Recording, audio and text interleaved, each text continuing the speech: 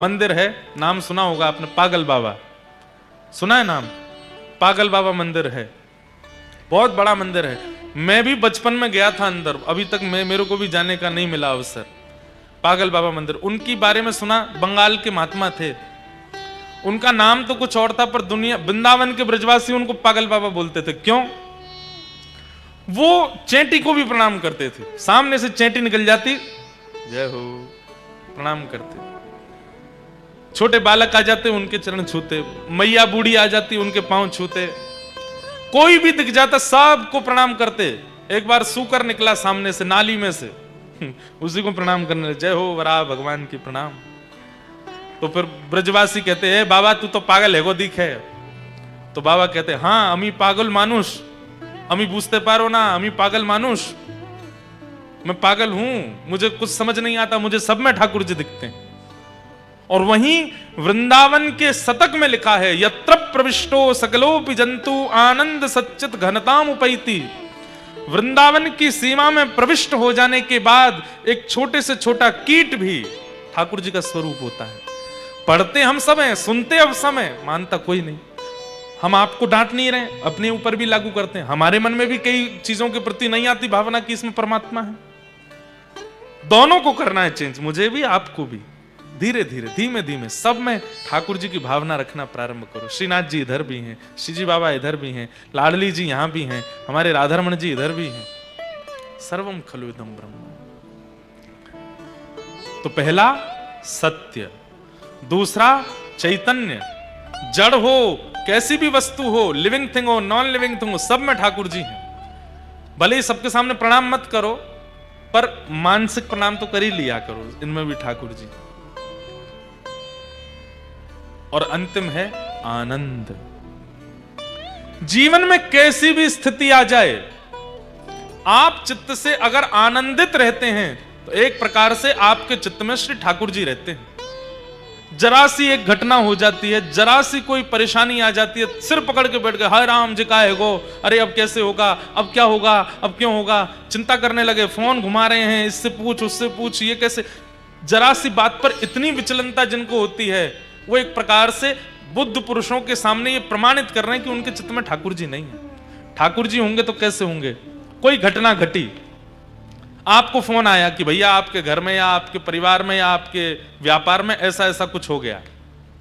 सुन करके अच्छा कोई बात, अभी हमको 1 घंटा फोन मत करना, हाँ संभालो, थोड़ी देर बैठे हैं, श्री कृष्ण गोविंद हरे मुरारे, हे नाथ नारायण वासुदेव, हे ठाकुर जी, हे श्री जी।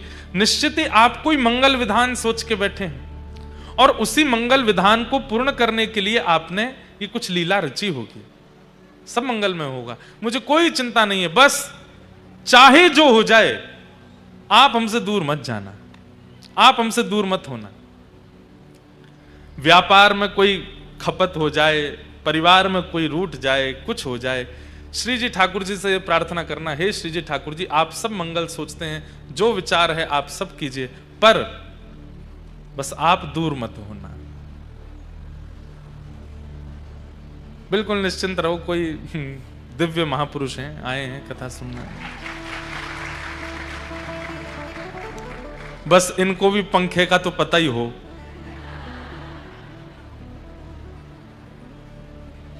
जय हो, वाह भैया।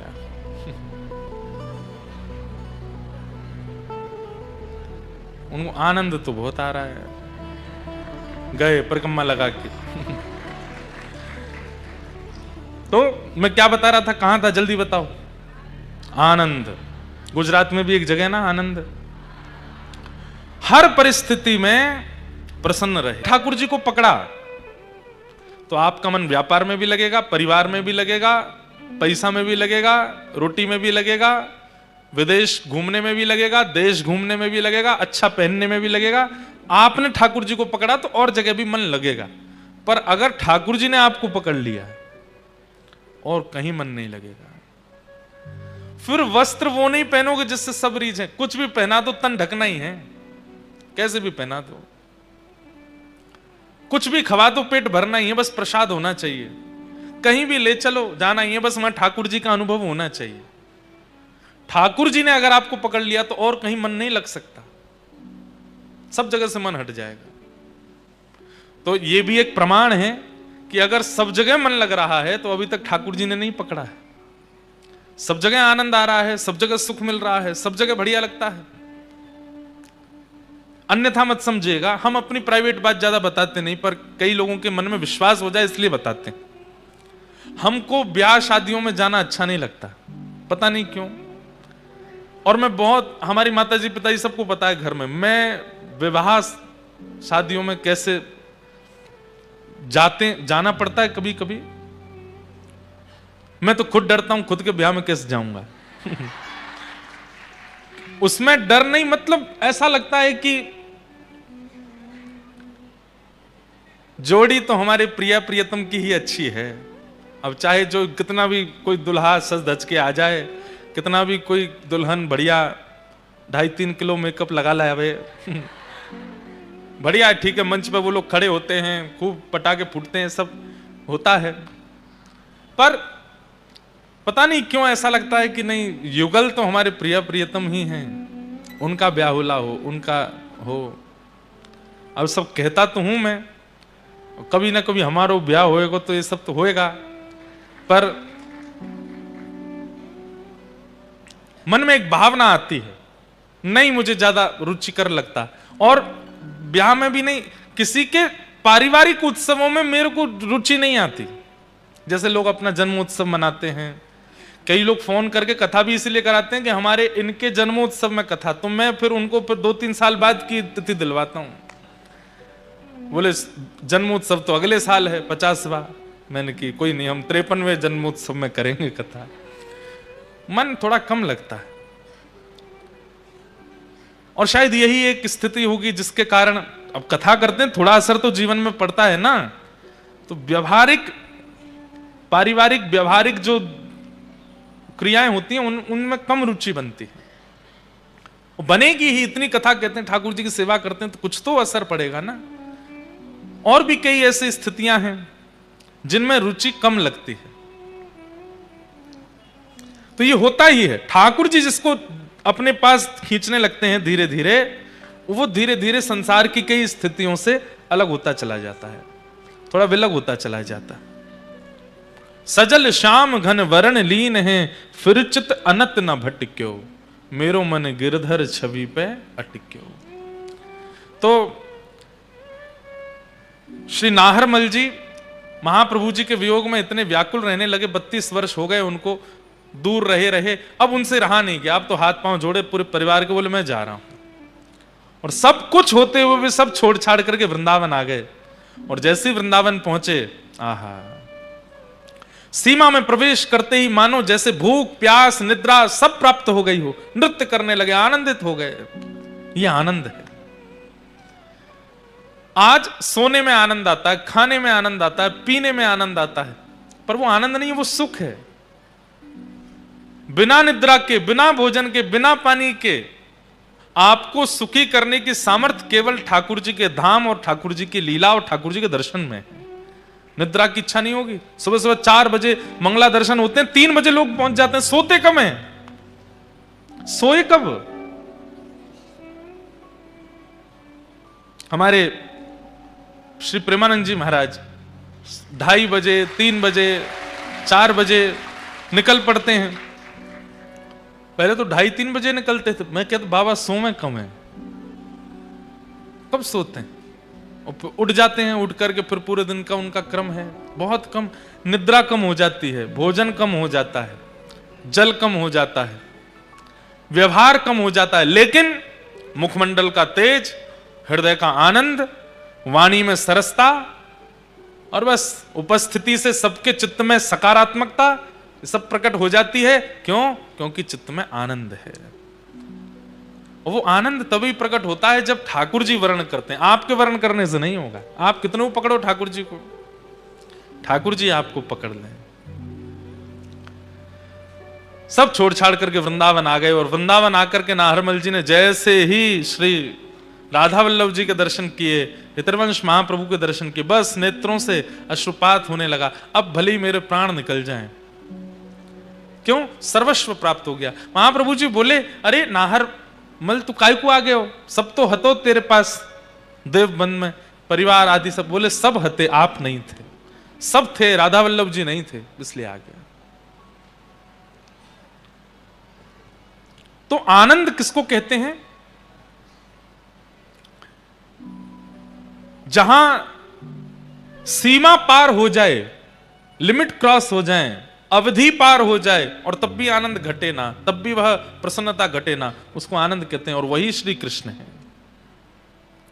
पानी पूरी अच्छी लगती है, 10 पानी पूरी खा लो, 11 खा लो, 12 खा लो, 13वीं 14वीं में यम दिखने लगेंगे, ठाकुर जी नहीं दिखेंगे।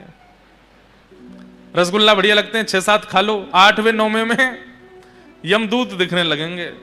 वो रसगुल्ला ही यमराज जैसा लगेगा, भैया अब मत दो, ले जाओ, अब नहीं खाना। पर ठाकुर जी की भक्ति, ठाकुर जी की कथा,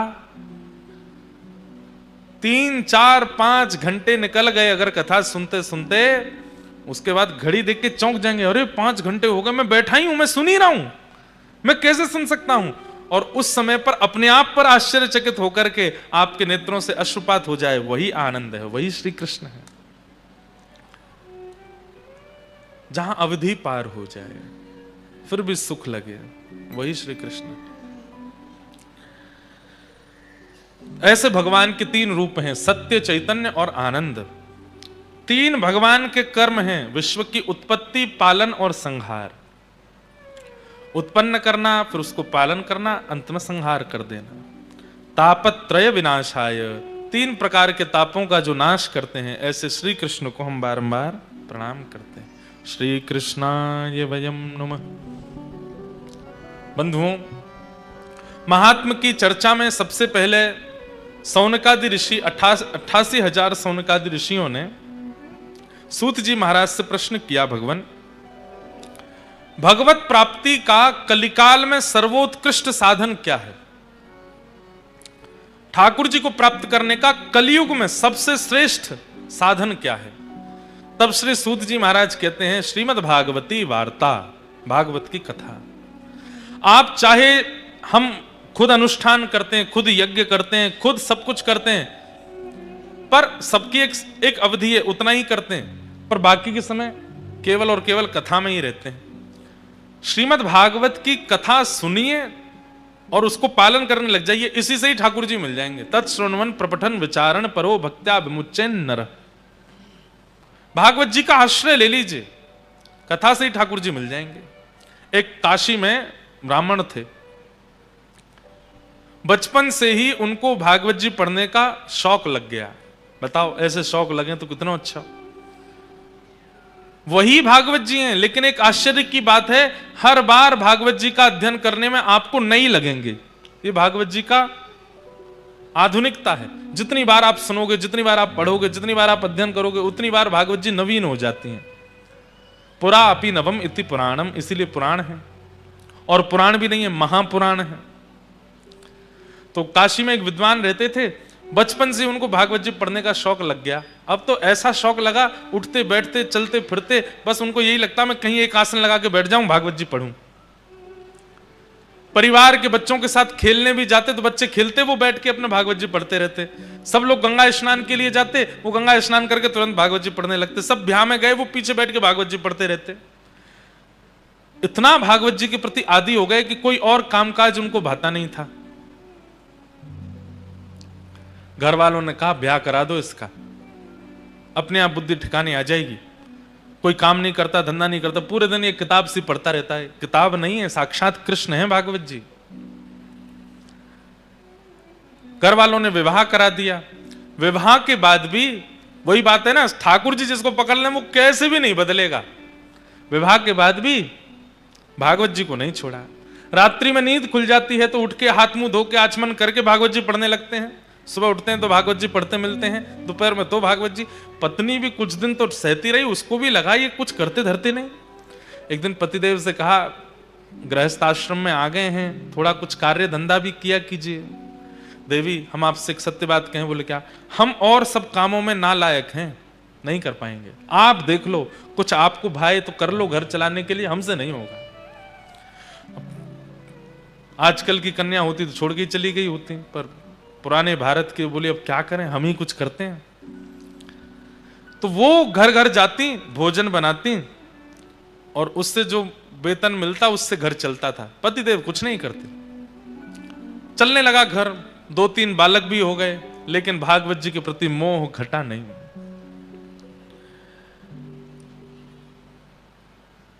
एक दिन कुछ संत आए घर में। अब इतनी कमाई तो होती नहीं थी पत्नी की, थोड़ी बहुत होती थी जिससे कि बच्चे और ये लोग प्रसाद पा लेते थे। आज का प्रसाद पा लिया, नया राशन शाम को लेके आना था बाजार से। उसी बीच में संतों की टोली आ गई। और प्राचीन भारत में संत जन बता करके पूछ करके नहीं आते थे, बस आ जाते थे। और द्वार पर आकर के बस प्रार्थना भी नहीं, द्वार पर आकर के बस कहते थे कि हम इतने संत हैं, हमारी व्यवस्था करो। अब घर, उस समय के भारत के लोग पूछते भी नहीं थे, व्यवस्था करते थे। संत आए, संत आ गए, आकर के घर में बैठ गए। पत्नी ने प्रणाम किया, पतिदेव भी आए, प्रणाम किया दोनों ने। बोले भगवान बड़ी कृपा, बोले हम 12 मूर्ति संत हैं, अयोध्या से आए हैं काशी दर्शन करने। आपके घर के बाहर तुलसी वन देख करके, गैया देख करके हमको लगा कोई विप्र ब्राह्मण हैं, हम 12 संत प्रसाद पाएंगे, तैयारी करो। पत्नी दौड़ी रसोई में, पीछे से ब्राह्मण देवता भी आए, देवी बनाओ। बोलो कहां से बनाए, सब तो खत्म हो गया, राशन लेकर के आना है। तो बोले 2 पैसा ले आए राशन। बोलो कहां से दें, सब खर्च हो गया इस महीने का, इस महीने की पगार अभी मिली नहीं, कल मिलेगी, फिर राशन आएगा, फिर बनेगा। पत्नी तो व्याकुल हो गई, मैं हमेशा संभाल लेती हूं, इस बार आप संभाल लीजिए कुछ। अब पतिदेव बोले देवी तुम तो जानती हो हम तो कुछ करते धरते नहीं, हम पे तो 1 रुपया भी नहीं है, कैसे हम कैसे संभालें, कुछ तो कीजिए। कहीं से भी संत जन बैठे हैं, इधर जामे उधर जामे सब, लेकिन कोई व्यवस्था नहीं बनी। बहुत देर हो गई तो संत समझ गए कि यहां कोई व्यवस्था नहीं है, संकोच में ये हमसे बोल नहीं रहे हैं। संत जन अपने आसन लेके उठ गए, बोले बिटिया फिर कभी आएंगे, आज के लिए जय सिया राम कह करके चले गए। लेकिन आज इतने वर्ष बाद आज उसको बड़ी ग्लानि हुई और अपने पति से लड़ने लगी। आज आप भी अगर कुछ काम धंधा कर रहे होते तो घर की इतनी बुरी स्थिति नहीं होती। मैं घर घर जाती हूं, रोटी बनाती हूं, पगार मिलती, घर चलाती हूं, बच्चों को पढ़ाती हूं। अगर आप भी कुछ कर रहे होते तो कम से कम इतनी व्यवस्था तो होती कि कभी संत महापुरुष आ जाएं तो प्रसाद पवा दें। बस पूरे दिन भागवत जी भागवत जी भागवत जी। अरे बचपन से अब तक आप इतना भागवत जी का अध्ययन करते आए हैं, क्या दिया भागवत जी ने हमको? कुछ भी तो नहीं। आप कहते हैं इनको किताब मत बोलो, पुराण मत बोलो, ग्रंथ मत बोलो, कृष्ण है, कृष्ण है तो देते क्यों नहीं कुछ भी? इतना जीवन आपने समर्पित कर दिया, अपनी पत्नी का ध्यान नहीं रखते, बच्चों का ध्यान नहीं रखते, अपने पूरे खानदान का ध्यान आप नहीं रखते, पूरे दिन वो कृष्ण रूपी भागवत में लगे रहते हैं। क्या दिया भागवत जी ने हमको? जिस घर से संतों को भूखा जाना पड़ता हो, ऐसे घर में भागवत जी को मैं कृष्ण नहीं मानती। देवी ऐसा मत बोलो, तुम अभी जानती नहीं, वो साक्षात श्री कृष्ण है। मैं जब अध्ययन करता हूं मुझे नृत्य करते हुए, बोलते हुए श्री कृष्ण दिखाई देते हैं।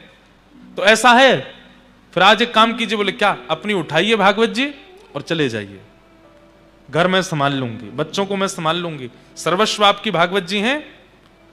जिन भागवत जी के कारण हमारे पति की स्थिति ऐसी, संतों को भूखा जाना पड़े, मैं उनको घर में नहीं रखने दूंगी। इतनी बड़ी बात हो गई। पत्नी के इतना बोलने पर पतिदेव बोले दुनिया कृष्ण को घर में बुलाती है, तुम घर से निकाल रही हो? देवी इससे ज्यादा अब मैं सुन नहीं सकता, अब तुम रहो अपने बच्चों के साथ प्रेम से, मैं चलता हूं। अपनी पोथी उठाई और रोते बिलखते ब्राह्मण देवता मेरे कृष्ण हैं, मेरे ठाकुर जी हैं, हृदय से लगा करके निकल गए। गंगा के तट पे जाकर बहुत रोए, बोले मुझे कुछ भी बोल देती, मेरे को मार भी दे, पीट भी दे, मैं सह लूंगा। हे ठाकुर जी, हे भागवत जी, आपके लिए क्यों कहा? मुझसे ये सहन नहीं होता।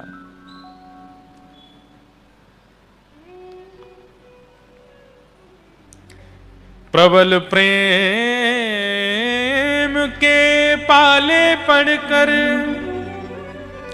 हरि को नियम बदलते देखा, अपना मान टले टल जाए, पर भक्त का मान न टलते देखा। जब रोने लगे वो ब्राह्मण देवता, भागवत जी को हृदय से लगा कि ठाकुर जी से सहन नहीं हुआ।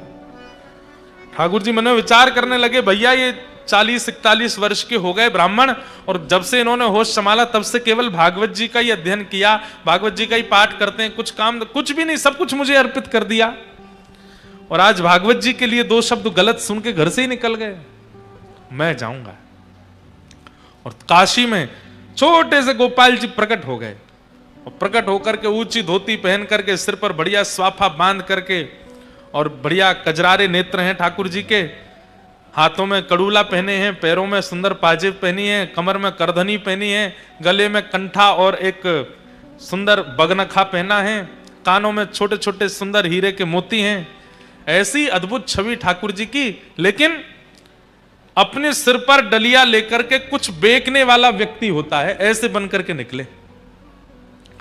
लेकिन सब इनको देख करके आश्चर्यचकित हो रहे हैं। क्यों? बोले भैया रोड पर कुछ सामग्री देने वाले व्यक्ति के रूप में इतना आकर्षण, वस्त्रों में इतना आकर्षण, चाल ढाल में इतना आकर्षण, ये तो बिल्कुल ललित गति, टेढ़ी मेढ़ी सी चाल, और ऐसे सुंदर सिर पर डलिया लेकर के, और बढ़िया स्वाफा सिर पर बांध के, एक स्वाफा कंधा पर डाल के, पसीना पहुंचते भय और चल रहे हैं। जो देखे वही इन पर लुभा जाए। पहुंच गए ब्राह्मण के घर पर, दरवाजा खटखटाया। पत्नी ने जैसे ही द्वार खोल करके देखा, छोटे से गोपाल जी, गदमदरा से हाथ, गदमदरा से पाम, नेक सो पेट निकरो भयो है, गले में सुंदर हार पहने हैं, हाथों में सुंदर मणि के सुंदर कड़ूला पहने हैं, सब चमक रहे हैं। देख करके वो भी आश्चर्यचकित, इतना प्यारा बालक, इतना सुंदर श्रृंगार करके ऐसे घूम रहा है। कहो बालक, तुम्हारी माता जी कहां है? कहां से आए हो? और इतने से तुम हो, और इतनी बड़ी डलिया भारी सिर पे लेके कहां घूम रहे हो? क्या चाहिए? देखो खाने पीने की वस्तु तो मेरे पास नहीं है, जल पिला सकती हूं। ठाकुर जी खड़े खड़े देख रहे हैं, और तुम इतने प्यारे हो, इतने सुंदर, मां ने अकेले कैसे छोड़ दिए? कहां है तुम्हारी माता जी? तो ठाकुर जी उसको इशारा करते हैं, हम पे बोलना नहीं आता। अच्छा गूंगे हो? ठाकुर जी बोले, अच्छा गूंगे हो, कुछ लिखने को दूं? लिख के बताओगे? बोले हाँ। लिखने के लिए कुछ दिया, तो ठाकुर जी उस पर लिख रहे हैं। क्या लिखे? बोले आपके पति जो हैं उनका मैं सेठ हूं, आपके पतिदेव का मैं सेठ हूं, वो मेरे यहां पर गुप्त नौकरी करते हैं, और बचपन से मेरे यहां नौकरी कर रहे हैं, आज तक अपनी पगार नहीं लेकर के गए। आज मुझे कैसे भी करके पता चला कि उनको धन की बड़ी आवश्यकता है, तो 12 वर्ष की आयु से लेकर के 41 वर्ष की आयु तक उन्होंने जितना भी मेरे यहां कार्य किया, उसकी जो पगार होनी चाहिए वो सब लेकर के आया हूं, आपके द्वार पर रख करके जा रहा हूं, उनको दे दीजिएगा। ऐसा कह करके लिख करके उसको पकड़ा दिया। अब वो पढ़ने लगी, पढ़ते पढ़ते पढ़ते अंत में सोच भी रही है, इतने छोटे से सेठ जी हैं हमारे पतिदेव के। जैसे देखा तो डलिया रखी है, ठाकुर जी तो अंतर ध्यान हो गए वहां से। डलिया के ऊपर से जैसे ही वस्त्र हटाया, ऐसी ऐसी मणियां रत्न आभूषणों से जड़ित, और इतने सुंदर सुंदर उसमें स्वर्ण के आभूषण, मणियां, हीरे जवाहरात सब चमक रहे हैं। अरे काशी के नरेश के पास भी इतनी संपत्ति नहीं होगी जितनी संपत्ति और बहुमूल्य मणियों को देख करके वो बालक है। पत्नी की तो आंखें खुली रह गई, बोले कि पतिदेव इतनी बड़ी नौकरी करते थे, आज तक नहीं बताया। डलिया उठाने लगी तो उठी नहीं, बच्चों को बुलाया, 3-4 बच्चे स्वयं लगे तो जैसे तैसे खिसका के भीतर लाए। इतनी धन संपत्ति देख करके पत्नी तो बड़ी व्याकुल हो गई। छोटे वाले बालक को भेजा, जाओ पिताजी को ढूंढो, गंगा के तट पर होंगे, उनसे कहो जल्दी हमें लौट करके, माँ ने बढ़िया पकवान बनाए घर में। बालक दौड़ा दौड़ा गया तो वहां पर भागवत जी का पाठ कर रहे थे, अश्रुबिंद गिर रहे हैं। पिताजी जल्दी घर आइए, मैया ने बहुत सुंदर पकवान बनाए हैं आपके लिए, वो प्रतीक्षा कर रही हैं, आप पाएंगे तभी पाएंगे, जल्दी आ जाइए।